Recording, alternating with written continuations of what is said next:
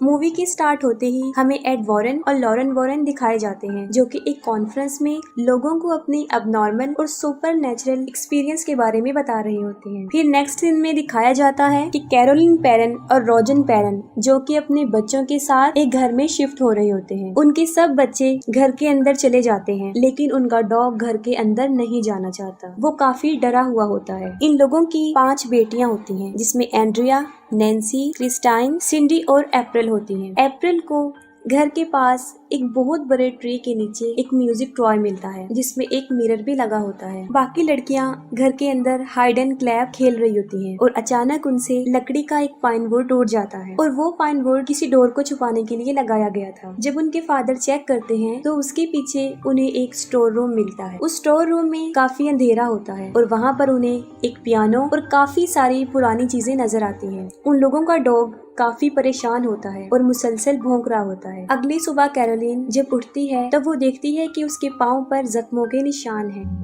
और उनके घर की सारी घड़ियां 3:07 पर रुकी होती हैं और उनकी बेटी अप्रैल को उनका डॉग बाहर मरा हुआ मिलता है। इसके बाद अगला सीन हमें एड वॉरेन के घर पे गोस्ट म्यूजियम में दिखाया जाता है। वहाँ एड के साथ एक प्रेस रिपोर्टर भी होता है। वहाँ पर वॉरेन प्रेस रिपोर्टर को ये बता रहा होता है कि इस म्यूजियम में जितनी भी चीजें हैं वो सारी जिन्नात की भूतों की हैं या उन्हें जादू टोनों में इस्तेमाल किया गया है और ये गोस्ट महीने में एक मर्तबा यहाँ आके प्रेयर करते हैं। फिर एड उन्हें एक एनाबेल डॉल के बारे में बता रहे होते हैं। वो बताते हैं कि इस डॉल में एक बहुत बड़ी शैतानी ताकत जिसने इसे अपना सोर्स बनाया हुआ है। इसके बाद फिर हमें वो फार्म हाउस दिखाया जाता है, जहाँ पर जैसे ही 3:07 होते हैं घड़ी वहीं पर रुक जाती है और ठीक उसी वक्त बुरी चीजों का टाइम शुरू हो जाता है। फिर क्रिस्टीन जब अपने बेड पर सो रही होती है तब कोई जोर से उसका पाँव खींचता है और इसके साथ उसे बहुत गंदी स्मेल भी आती है। सिंडी को नींद में चलने की आदत होती है और वो नींद में चलते चलते एंड्रिया के रूम में चली जाती है और बहुत अजीब तरीके से अलमारी पर अपना सर मार रही होती है। अगले दिन सुबह को कैरोलिन की बॉडी पर एक और जख्म का निशान दिखाई देता है। रॉजर जब घर से बाहर जाता है तब वो देखता है कि ट्री के ऊपर एक कबूतर मर के नीचे गिरा है। ये देखकर वो काफी हैरान हो जाता है और जाहिर है ये बात उस चीज की तरफ इशारा कर रही थी कि वहाँ पे किसी शैतानी ताकत का कब्जा है। और घर पर अप्रैल और कैरोलिन अकेले होते हैं। तब अप्रैल किसी से बात कर रही होती है, लेकिन वहाँ पर कोई भी मौजूद नहीं होता। फिर अप्रैल कैरोलिन को हाइड एंड क्लैप खेलने का कहती है और कैरोलिन उसे ढूंढते हुए जब एंड्रिया के रूम में जाती है, वहाँ पर अलमारी खुद ब खुद खुल जाती है। अलमारी में से हाथ को कोई बाहर निकाल कर क्लैप करता है।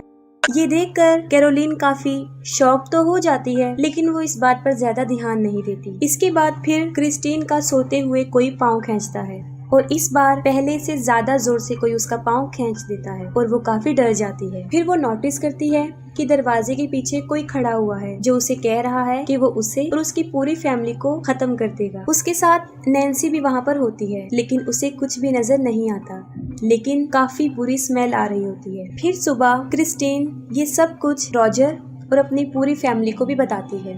कैरोलिन को दिखाया जाता है और अब उसकी बॉडी पर कई जगह पर जख्मों के निशान होते हैं। तभी उसे बच्चों के खेलने की आवाजें आती हैं। तब वो उन्हें चेक करती है, लेकिन सब बच्चे अपने रूम्स में सोए होते हैं। फिर अचानक से वहाँ पर एक अजीब चीज होना शुरू हो जाती है। घर के सारे फोटो फ्रेम्स खुद ब खुद नीचे गिर जाते हैं और सब के सब टूट जाते हैं। इसके साथ ही कैरोलिन को एक लड़की की आवाज आती है। वो उसकी आवाज को फॉलो करती है। जब वो बेसमेंट के पास पहुँचती है तब खुद ब खुद बेसमेंट का डोर ओपन हो जाता है। कैरोलिन बेसमेंट में जाकर जब वहाँ से भागने की कोशिश करती है तब उसके डोर खुद ब खुद बंद हो जाते हैं। कैरोलिन सीढ़ियों से नीचे गिर जाती है। तभी उसकी तरफ कोई एक बॉल फेंकता है। कैरोलिन फिर से भागने की कोशिश करती है, लेकिन अब वहाँ पर काफी अंधेरा हो जाता है। फिर कैरोलिन माचिस की तीली जलाकर वहाँ देखती है, तब पीछे से कोई लड़की उसे डरा रही होती है और साथ साथ क्लैप कर रही होती है। कैरोलिन वहीं फंस जाती है और सिंडी एंड्रिया के रूम में पहुंचकर फिर से अलमारी पर अपना सर पटक रही होती है। एंड्रिया ये देखकर सिंडी को अपने साथ सुला लेती है। तभी अचानक से उस अलमारी का डोर खुद ब खुद ओपन हो जाता है। एंड्रिया उस अलमारी को खोलकर चेक करती है, तब उस अलमारी के ऊपर एक औरत का गोश्त बैठा होता है जो उस पर अटैक कर देता है। फौरन रॉजर वहाँ पर पहुँच जाता है। तब वो सुनता है कि हर तरफ से किसी के चीखने चिल्लाने की आवाजें आ रही हैं। सबसे पहले वो बेसमेंट का दरवाजा खोलता है और कैरोलिन को वहाँ से निकालता है। वो दोनों बेसमेंट से बाहर आके ऊपर जाते हैं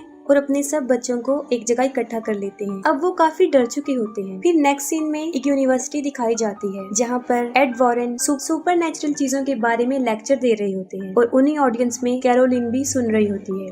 लेक्चर के खत्म होते ही कैरोलिन एड वॉरेन और लॉरेन वॉरेन के पास जाती है और उन्हें रिक्वेस्ट करती है कि वो उनके घर पर आए, जिस पर एड और लॉरेन उनके घर चले जाते हैं। तब कैरोलिन और रॉजर उन्हें सारा माजरा बताते हैं कि हालात दिन ब दिन बिगड़ते जा रहे हैं। वो बताते हैं घर में गंदी स्मेल आती है, रात में 3 दफा दरवाजा नॉक होता है और सुबह होकर बंद हो जाता है, और जो भी बर्ड उनके घर पे आकर बैठता है सुबह उनके गार्डन में मरा हुआ मिलता है। घर की सारी घड़ियां 3:07 पर रुक जाती है। उनके जवाब में एड उन्हें बताता है कि ये सब कुछ वहाँ पर शैतान होने की तरफ इशारा कर रहे हैं। इसके बाद वो लोग बेसमेंट में जाते हैं और वहाँ पर जाकर लॉरेन समझ जाती है कि यहाँ पर कुछ अच्छा नहीं हुआ और उसी जगह पर काफी बुरे हालात हो चुके होते हैं। एड उस घर में होने वाले सारे इंसिडेंट्स का कैरोलिन से पूछते हैं और उन सब बातों को रिकॉर्ड कर लेते हैं। दूसरी तरफ लॉरेन अप्रैल से उसकी एक फ्रेंड के बारे में पूछ रही होती है, जिस पर अप्रैल उसे वो म्यूजिक टॉय दे देती है। जब लॉरेन उस म्यूजिक को प्ले करती है तब वो देखती है कि उसके मिरर में एक छोटे बच्चे की सोल है और वो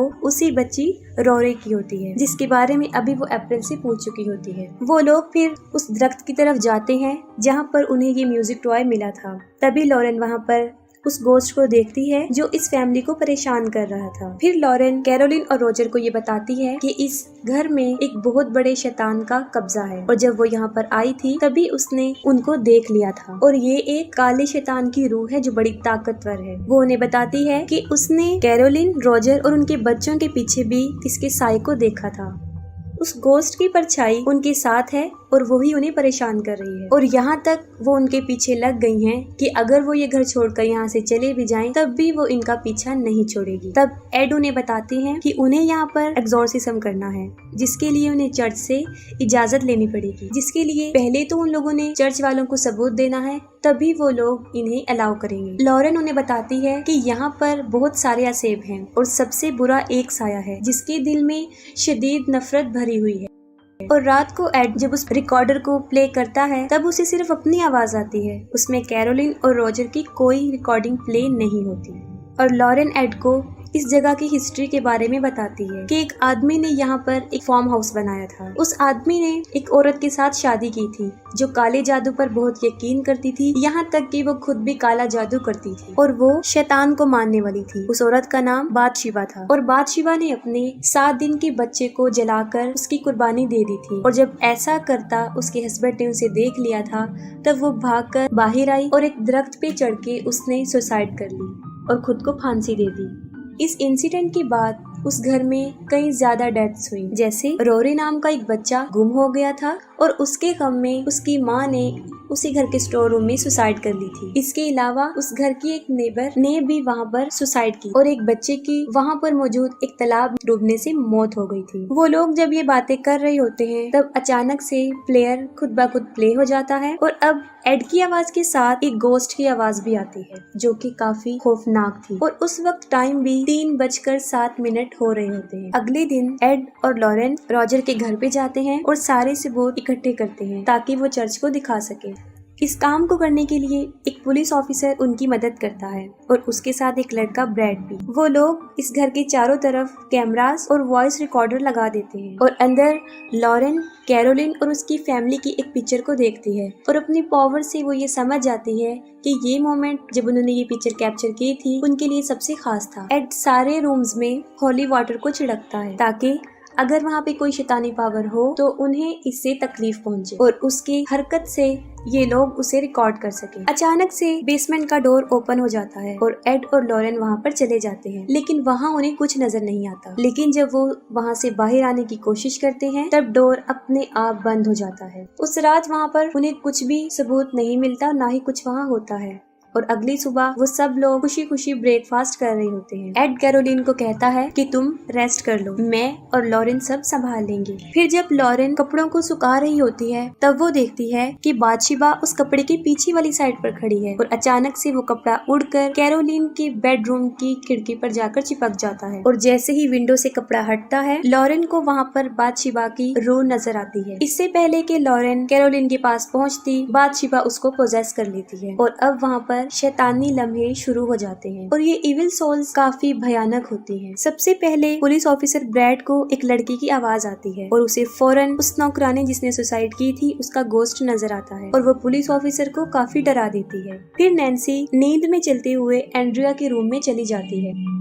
इसके साथ ही उस रूम का डोर लॉक हो जाता है। जब नैन्सी नींद में चल रही होती है तब सारे कैमरास उसकी फोटो कैप्चर कर लेते हैं, जिससे ये साफ जाहिर था कि वहाँ पर नैन्सी के अलावा भी कोई मौजूद है। और जब नैन्सी रूम में होती है तब उसे एक बच्चे की आवाज आती है जो उसे कह रहा होता है कि वो छुप जाए। सब लोग उसी रूम की तरफ भागते हैं, लेकिन ना तो उन्हें वहाँ वो बच्चा नजर आता है और ना ही नैन्सी। एड उसे टॉर्च लाइट की मदद से ढूंढ रहा होता है। तब वो देखता है कि नैन्सी दो दीवारों के बीच एक खाली जगह है, वो वहाँ पर है। अप्रैल लॉरेन को बताती है कि जब भी रोरी डरा हुआ होता है वो उसी जगह पर जाकर छुपता है, जिस पर लॉरेन फौरन उस जगह पर पहुँच जाती है। वहाँ पर उसे बच्चे के टॉयज नजर आते हैं और म्यूजिक प्ले की जगह भी, और वहाँ पर उसे वो रस्सी भी मिल जाती है जिससे बादशिबा ने सुसाइड किया था। अचानक से वहाँ पर एक लकड़ी टूट जाती है और लॉरेन वहाँ से गिर जाती है और एक स्टोर रूम में आ जाती है। वहाँ पर लॉरेन उस म्यूजिक के गिलास में देखती है, तब उसे रोरी की मदर की सोल नजर आती है जो कि बुरी तरह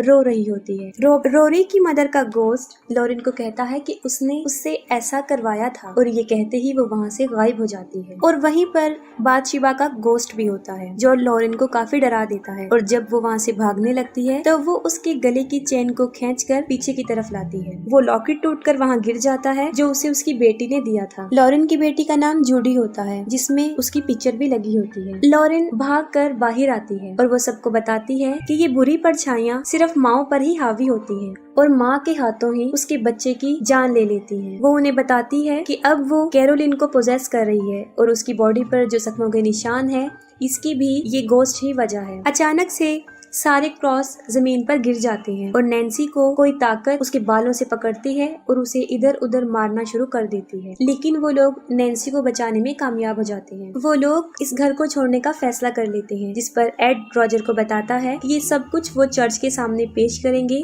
और फिर इस घर का एग्जॉर्सिज्म करेंगे। इसी दौरान लॉरेन को अपनी बेटी जोडी की आवाज आती है और वो देखती है कि तालाब में उसकी डेड बॉडी है। ये देखकर लॉरेन काफी डर जाती है। वो अपनी बेटी के लिए काफी परेशान हो जाती है और एड को भी इस बारे में बताती है कि ये हमारे लिए भी एक इशारा है। अगले दिन लॉरेन और एड फादर को उस घर में होने वाले वाकयात के बारे में बताते हैं और सारे सबूत भी दिखाते हैं, और उनके पास वो पिक्चर भी होती है जब नैन्सी नींद में चल रही होती है और उस वक्त वहाँ पर नैन्सी के साथ रोरी की सॉल भी खड़ी होती है, जिसके लिए फादर उन्हें ये कहते हैं कि एग्जॉर्सिज्म के लिए उन लोगों को मजीद आगे से परमिशन लेनी होगी क्योंकि ये लोग कैथलिक नहीं हैं। फिर हमें लॉरेन एड की बेटी जोडी दिखाई जाती है और वो बादशिबा का गोस्ट उसके लॉकेट के जरिए उस बच्ची के पास पहुंच जाता है। तभी वो जोडी का पाँव खींचती है जिससे वो जाग जाती है और काफी डर जाती है और अपने मदर और फादर को ढूंढते हुए अपने रूम से बाहर आ जाती है। और यहाँ पर हम ये भी देखते हैं कि उनके उस गोस्ट म्यूजियम में वो अनाबेल डॉल नहीं है, जिससे जोडी काफी डर जाती है। और उसी वक्त वहाँ पर